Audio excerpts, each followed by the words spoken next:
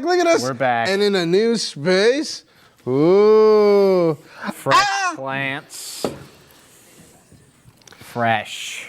Tell us, guys. Tell us at home, Malin, what do you think of this new spot? I think it looks really good. Now, you might think, oh, it's really sad that they've left their spot in Roku City. Fear not. We are actually in one of the buildings you can see in our previous shots, in our previous moments. That window that you see to look into Roku City, that is where we are. Behind that, we're still here. We're still repping the Roku City life. How was today, Jackson? It was terrible. I didn't get to eat lunch. No. Again. No. Wednesday strikes again. Oh, I had some candy on me, but I ate it. I'm like Garfield, but instead of Mondays, I hate Wednesdays. Wednesdays can be long. I'll tell you what, it is realistic that most of my Wednesday is bad, and then I tell myself at like 6, I'm like, okay, this is where my day turns good, and it always does, actually. Coordinator usually fixes my day if it gets kind of stinky farty. My Wednesday never gets fixed. You're telling me spending time with me here in the studio doesn't... It's a small break from the fact that I have to rehearse a show tonight. Oh, true. You have Shakespeare. Shakespeare. Oh, I'm so excited Shakespeare accent. For the promotion of that. Oh, it's going to be so great. Maybe I'll do a little Shakespeare bit. I love Shakespeare, by the way, those of you watching at home. So I probably won't see you at the Fargo Film Festival tonight? No. Oh, true. Wait, we can disappear. Ah! Whoa, where'd Mikey go? There he is. There he is. I love this new space. We should stay here. We have like tools and stuff. Like we can like. Is it backwards? Oh, you can barely read it. Guys, we got a lot of snow. What do you think, Cabernet? What do you think of that snow? I think realistically, this snow was worse than that snow we got before where they canceled school. So I'm surprised that we still had class today. I'm not complaining though, I learned a lot. No, the last time they canceled school was when we got lots and lots of snow. Like more snow than last night? Like more than a foot. That was the blizzard. Oh, the real blizzard day. Yeah, I should remember that. We don't get the class canceled that often. Believe me, I had to know. Or I know, I had to shovel out my truck. I just shoveled my driveway today. I got real sweaty. That's why my hair looks like this. I should have introduced myself as Bad Hair Day Harvilla. I thought about that when I was walking around. I was like, hey, it's Bad Hair Day Harvilla. And yeah, wouldn't that be good? The question is does the listening/watching audience know your last name? I think they do. Well, they should if our credits sequence was up to date. My dang we can hear them laughing in the studio in the tech room. They're laughing at the fact that they're holding our names hostage. They are, and just like we're holding the news people hostage. Now tell us news people, or we kill you. I'm Brendan. Welcome to news. I'm Kay. Okay. In preparation for the American Forensics Association National Tournament, Concordia's Cobbler Speech team is hosting an event. They will be showcasing and performing their night before nationals event, and the members of the group will be showing off the pieces they've been working on.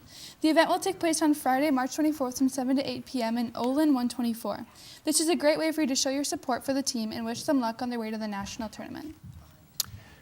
Rick Rodriguez was on a boat with his friends on a trip to French Polynesia when they heard a large crash from underneath it. They looked over the side and were shocked to see that a huge whale had run into it. The impact ended up rupturing the boat's propeller and causing it to sink. Luckily, the group of friends were prepared as they set up the life raft and quickly started calling and texting whoever they could get to come help them. The boat sank in a matter of minutes, and the group was stuck in the ocean for approximately 9 hours before a rescue team came. Even though Rodriguez lost the boat and they had lost multiple possessions, they state that they are just grateful to be alive. This morning, nearly 120,000 homes and buildings lost power. The surplus of large winds ended up damaging power lines and electric wiring and also uprooted various trees. Millions of people have faced some sort of weather alert as electric companies are scrambling to fix their outages. This weather has forced flights to delay, causing injuries to multiple people, and has damaged handfuls of homes. The low visibility and surplus of storms this winter has caused people to ask if the weather is normal or has them worrying over whether or not it will worsen in the coming weeks. And now an interview about the Concordia Choir Tour.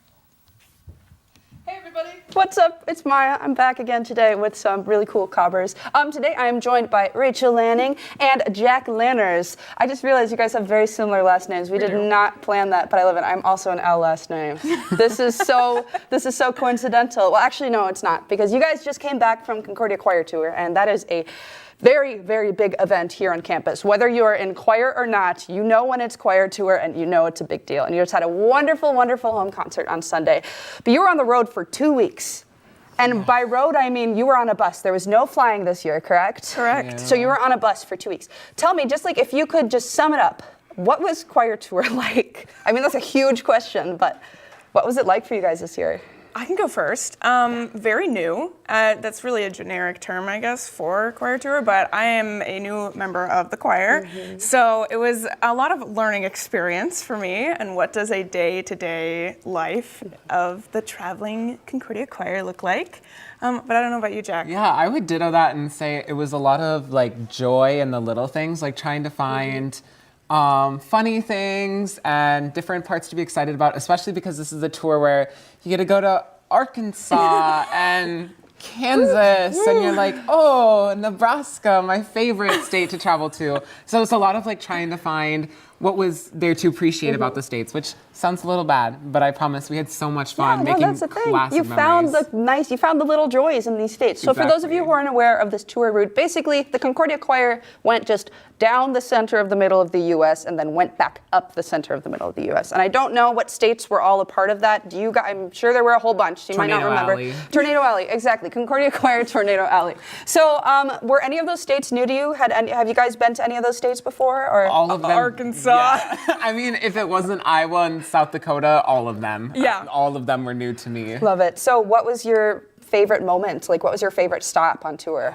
I already know. Yeah, You start go with Rachel. first. I already know because, well, I don't know if it's my favorite, but the most memorable stop that we Yes. had was in Arkansas. I think it was Arkansas. Little Rock, where we learned how to call the hogs. Bentonville. Bentonville, we learned how You to call can't the tell me this hogs. while we're live on air without expecting me to ask for a demonstration. Shall we call of the hogs? calling the Okay, hogs. I think we have to call the hogs. Please start enlighten us. me. Oh, I start? Okay, so you go, pig suey! And then you do that 3 times, because I don't want to take up all the Okay, time. so And 1, then- 2, yeah. Yeah, 1, 2, 3, and then the last time you go, Razorbacks! Go Hogs! That is so fun. Well, wow. Sounds like you got a real taste of Tornado Alley there. So other than the actual traveling parts of it, when it comes to the repertoire that you sang on this tour, did you guys have a favorite piece that you sung part of your home concert, or just part of any concert on this tour? I had multiple, but it mattered what the mood was. If I wanted to sound the best, it would be the Ave Maria by Javier Busto.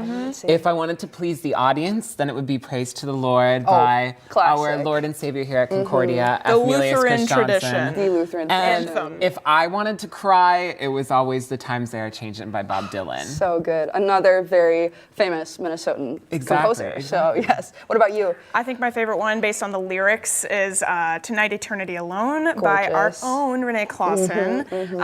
The line, there is no space for fear, only the wonder of its truth, hits different. True. So, Oh my gosh. Well, I know I probably don't get to say, but my personal favorite, that song of Cherubim. Oh my gosh. So this piece was atonal, meaning it sounds like basically everything all at once. It was fantastic. What are your thoughts on singing a piece like that?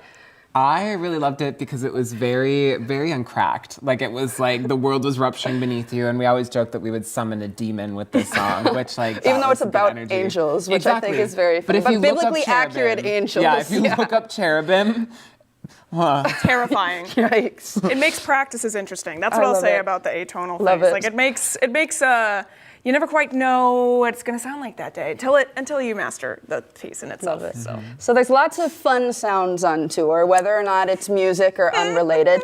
One of which there's a choir tradition between the people bus and the animal bus. Now, which buses were you guys on? we were both an animal. All right, so tell me a little obviously. bit, what is the culture on animal bus like? What are some things that you do on that bus?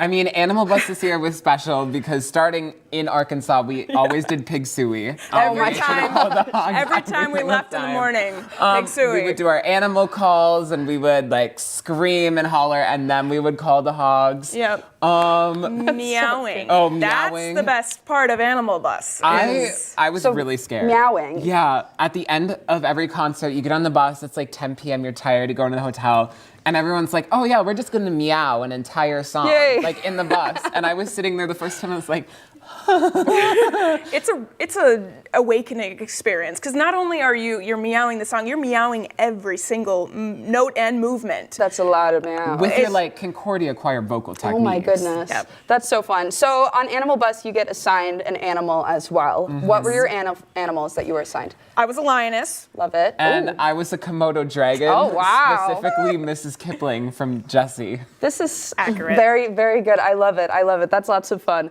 So there's lots of fun little quirky things that happen on tour. The one other thing I wanted to ask you about, dinner entertainment. So that's another form of sound and another form of performance that you see on choir tour that it is not a concert.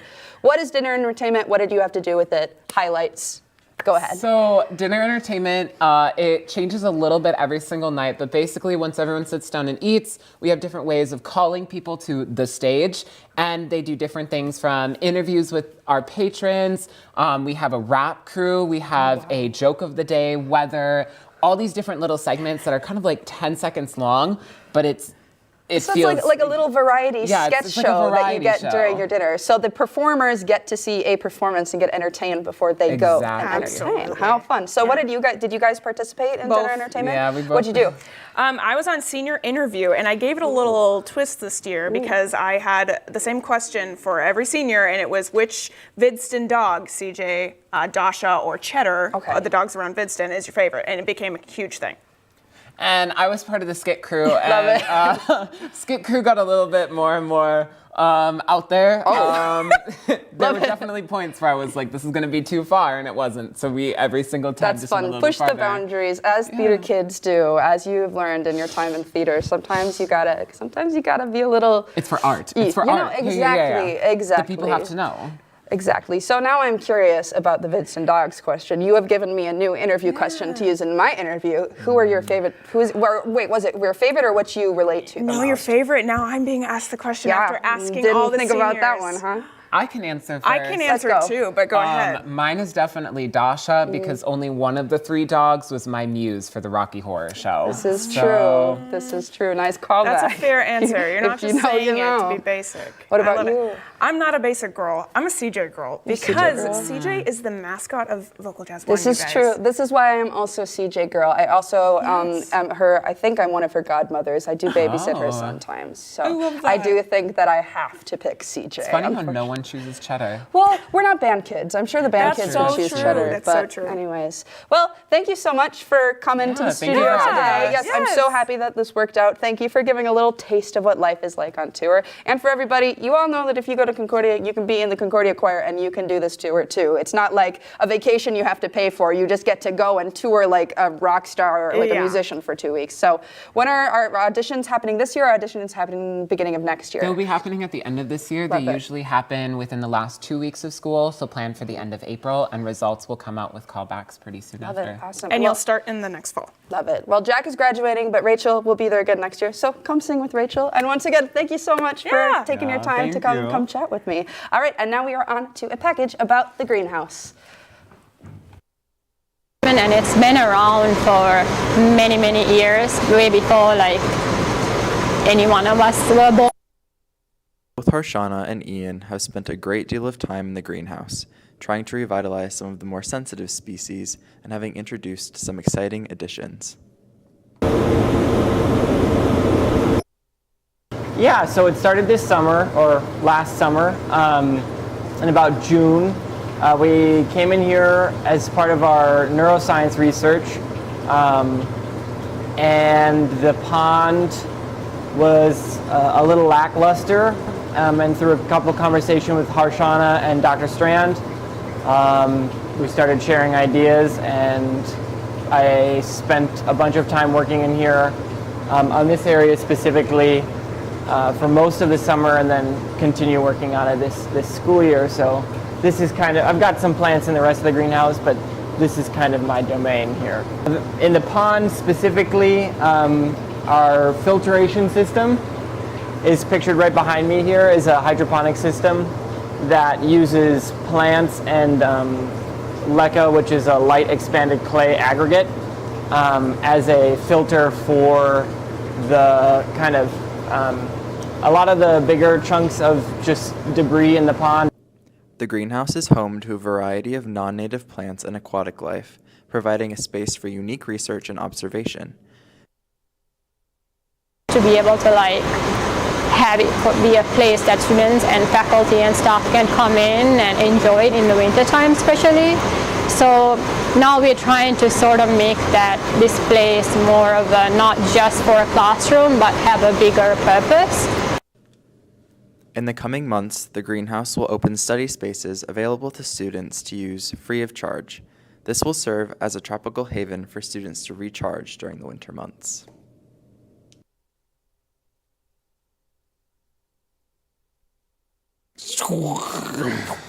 Oh, I didn't even think about my hair situation. What's up, guys? Hey, guys. We're here for your 2023 entertainment preview.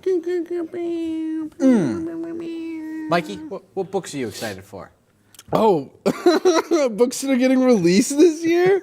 He can't answer that question. I don't know. I usually pick up. I'm kind of I'm more of a classics. I like John Stein. is there a new John Steinbeck? I don't think so. John Steinbeck is dead. Yeah, that's true. Because you killed him. You killed him. You killed him, viewers.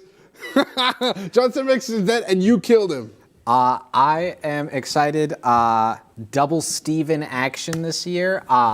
Stephen Graham Jones, up-and-coming horror author, is releasing his horror sequel to last year's My Heart is a Chainsaw. This year he's releasing Fear the Reaper. I love Blue Oyster Cult. Yeah. They're going to play that song in the book, in your head.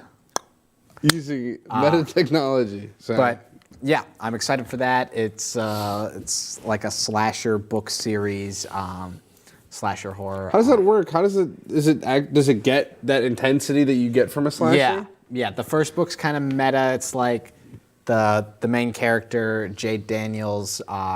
Big movement on Twitter right now for fans of Stephen Graham Jones. They're buying shirts that say Jade Daniels is my final girl. The whole like shtick behind Jade Daniels is she grew up on horror movies, specifically of the slasher genre.